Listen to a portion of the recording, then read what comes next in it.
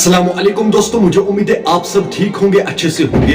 दोस्तों इस वीडियो में हम बात करने वाले हैं एक दर्दनाक हादसे के बारे में जो सोपोर वटलब में पेश आया है। दोस्तों आप लोग इस वीडियो में देख सकते हो इतना बड़ा एक्सीडेंट हुआ है जैसे कि आप स्क्रीन पे देखते हो। दोस्तों अभी तक इस बंदे को गाड़ी से बाहर नहीं निकाला गया है। दोस्तों बस अल्लाह ताला से यही दुआ करना कि इस भाई को जल्द से जल्द सेहतियाब करे। मेहरबानी करके इस वीडियो को ज्यादा से ज्यादा शेयर करना। चलो दोस्तों आप भी इस वीडियो को देख लीजिए आखिर इसके साथ क्या हुआ है। बट उससे पहले आप सभी से मेरी यही गुजारिश है, मेहरबानी करके अपने भाई की चैनल को आज जरूर सब्सक्राइब करना और बेल आइकन को भी साथ दबाना, ताकि जब भी मेरा नया वीडियो अपलोड हो जाएगा सबसे पहले वो आपके पास आ जाएगा। चलो दोस्तों आप भी इस वीडियो को देख लीजिए, उसके बाद हम बात करते हैं।